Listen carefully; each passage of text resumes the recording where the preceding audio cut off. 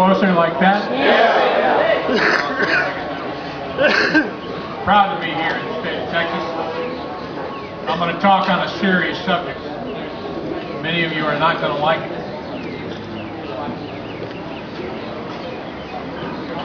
What I want to talk about is a consideration of why Temple, Texas is important. Why right now, right here, is the focus of a struggle on a much larger stage. Now, if you go to the dictionary and look up delegitimize, you see the definition is to diminish or destroy the legitimacy, the prestige, or authority of a system, as in delegitimize a government. The Chinese have a traditional philosophical concept called the mandate of heaven, which deals with the legitimacy of rulers.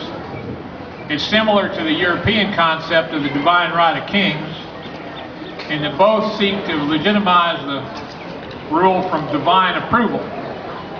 However, unlike the divine right of kings, the mandate of heaven is predicated on the conduct of the ruler in question.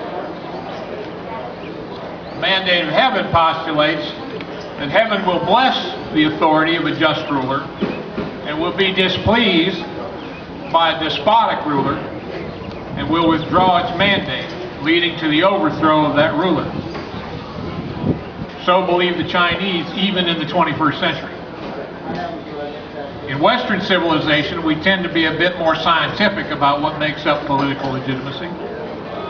In political science, legitimacy is the popular acceptance of a governing law or regime as an authority. Political legitimacy is considered a basic condition for governing, without which a government will suffer deadlock and collapse. John Locke said that political legitimacy derives from popular explicit and implicit consent. Quote, "The government is not legitimate unless it is carried on with the consent of the governed." Close quote. Now, this is the basis of our founders' republic. It is the essence of the Declaration of Independence. If political legitimacy is a reservoir, the past 20 years of chronic two-party corrupt misgovernance and federally assisted crony capitalism, interspersed with periodic bloody fits like Ruby Ridge and Waco, the sacking of the public treasury and the bailouts, the debasement of our currency, and culminating with the ripping off of the smiling mask of lies in Fast and Furious, the IRS enemies list, the Benghazi debacle, and the attacks on the press presently underway, combine catastrophic drought with dam failure. Government at all levels in this country now are morally, ethically, economically, and spiritually bankrupt. The once mighty reservoir is now a tiny rivulet of wishful thinking.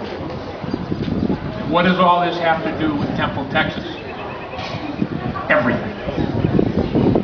I came all the way out here from Alabama because what happened here is merely the latest example of the delegitimization of government, and especially law enforcement, in a long line of such sorry episodes.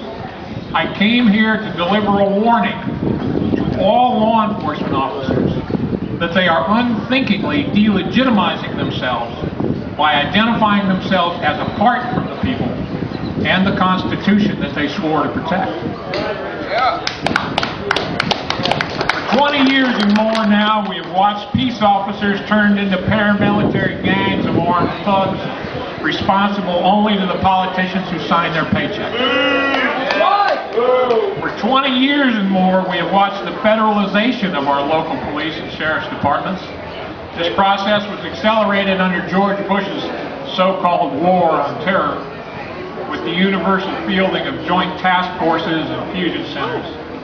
Yet today we see this unconstitutional vertical integration of law enforcement considers you, the armed citizenry, as greater enemies to themselves and the rotten system they seek to protect than the jihadis sent by the late and unlamented Osama bin Laden.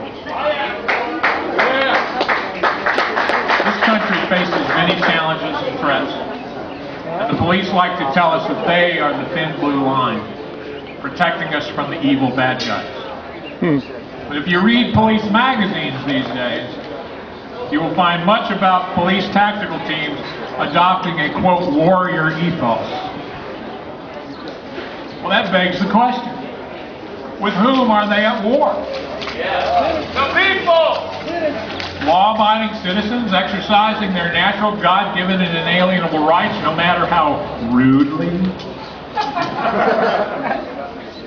Now let me show you who some members of law enforcement think is the enemy, who they train daily to engage until, like all training, it becomes unthinking and automatic. Here he is. This is a target used by the New Mexico Department of Public Safety. Does it look familiar? It ought to. This fellow looks like all of you out there. And the New Mexico people are not the only ones that use targets like this. This is who the so-called law enforcement now considers to be the enemy. Not muggers, not rapists, not even Osama bin Laden, for that would be politically incorrect.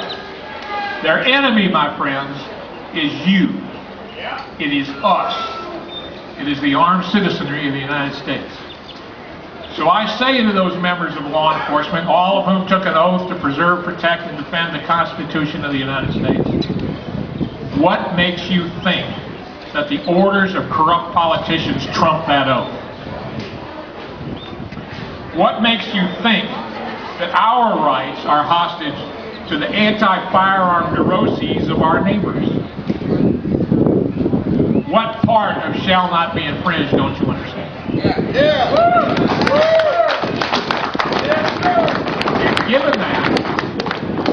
Given that you now seem to regard as the enemy of all police, regard us as the enemy of all police, why then should we not regard you as illegitimate? You have delegitimized yourself. Why then should we regard you? If we are your enemy, why should we not consider you our enemy? How then will you react, Mr. Policeman, when you begin to see targets like this with uniformed police officers on them? Can you give us a good reason why we shouldn't return the favor? This is unpleasant stuff. This is dangerous stuff. But this is what happens when a regime delegitimizes itself. This is what happens when a regime throws away the mandate of heaven. Anarchy, murder, tyranny.